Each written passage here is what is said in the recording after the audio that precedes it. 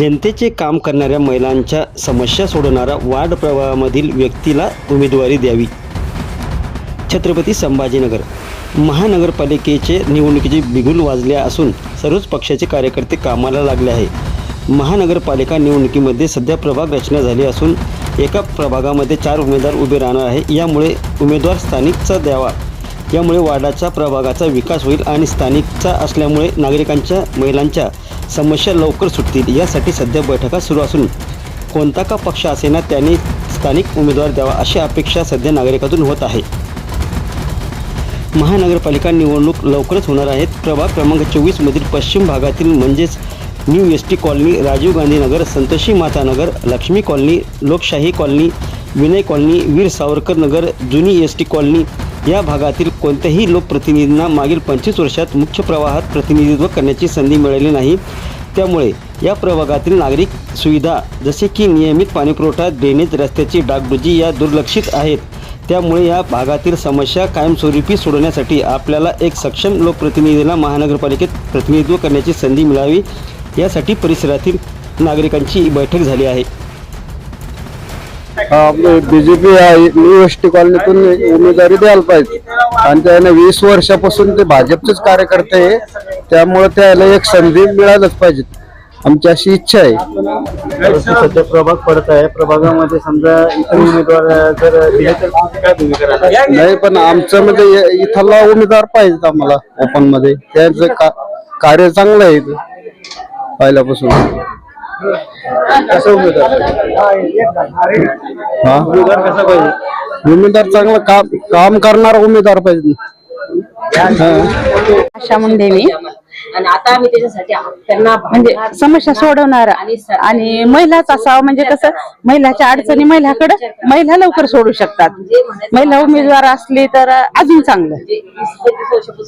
पाण्याची खूप समस्या आहे या कॉलनीमध्ये, इथं आमच्या वार्डामध्ये।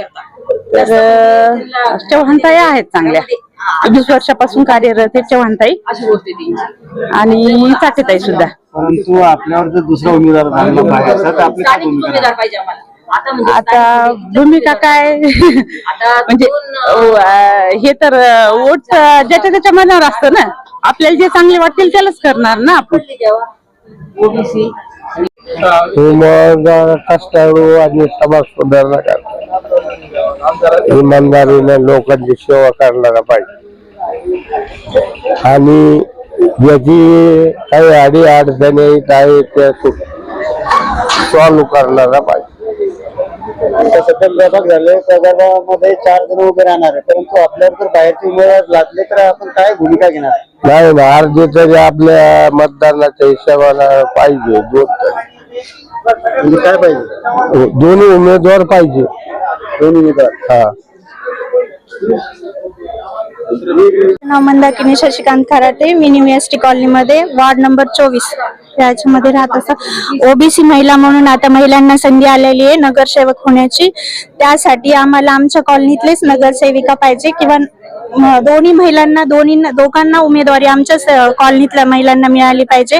कारण आमचे खूप सारे प्रॉब्लेम्स असतात, एक तर पाण्याचा प्रॉब्लेम, लाईटचा प्रॉब्लेम किंवा अन्य काही असू शकतं। पाणी आम्हाला वेळेला म्हणजे 8व्या दिवशी किंवा कधी कधी 10व्या दिवशी सोडलं जातं आणि सांगायचं कोणाला या समस्या। जर जवळचा नगरसेवक असेल तर आपण जाऊ शकतो की आणि नेहमीच आहे आम्हाला, एक तर पाऊण तास पाणी सोडलं जातं, त्यामध्ये 10 दिवस आम्ही कसं भागवायचं। तर माझी अशी रिक्वेस्ट आहे की आमच्याच कॉलनीतलं हे महिला उमेदवार असावे नगरसेवक म्हणून। थँक्यू।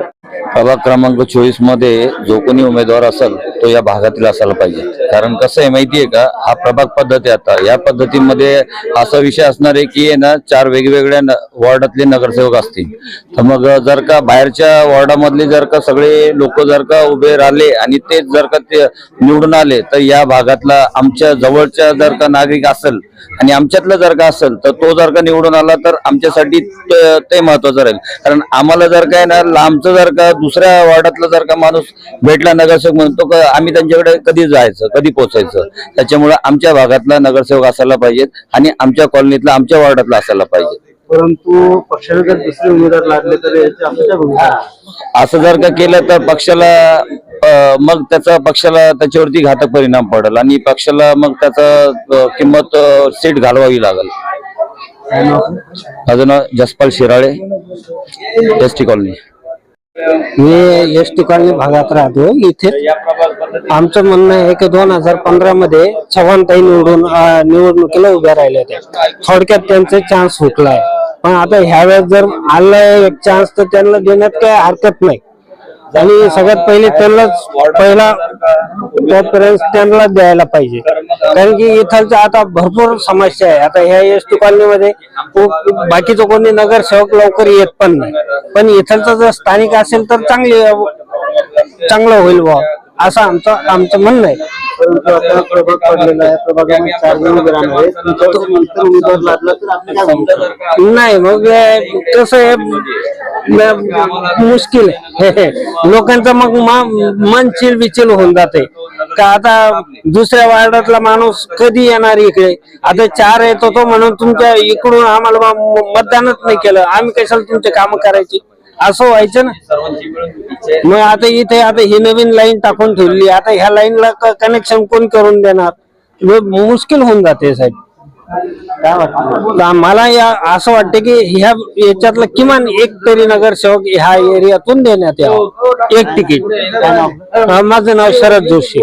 समस्या सोडणारा पाहिजे. महिलांच्या समस्या कोण जर जाणत असेल, कुठल्या पक्षाचा असो तरी आम्हाला चालेल, पण आमच्या महिलांच्या समस्या जर तुम्ही जाणून घेत असेल तर ते उमेदवार आम्हाला पाहिजे.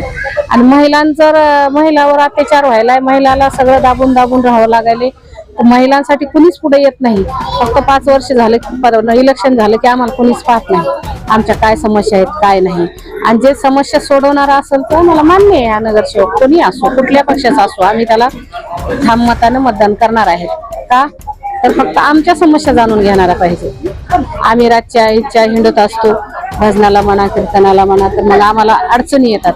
मग बरेच नगरसेवकांनी अडचणी सोडवल्या आमच्या, तसेच पुढे बी आम्हाला तसेच नगरसेवक पाहिजे आणि आपल्या वार्डातला पाहिजे, आपल्या कॉलनीतला पाहिजे. कारण तर आम्ही रात्रीच्या इतरेच्या महिला कुठे जाणार आहेत, घरातले काही अडचणी असल्या तर सांगायला. म्हणून आम्हाला की आपल्या जवळचा उमेदवार पाहिजे, आपल्या जवळून आपले समस्या सोडवणारा उमेदवार पाहिजे, असं आम्हाला काहीच म्हणायचं नाही.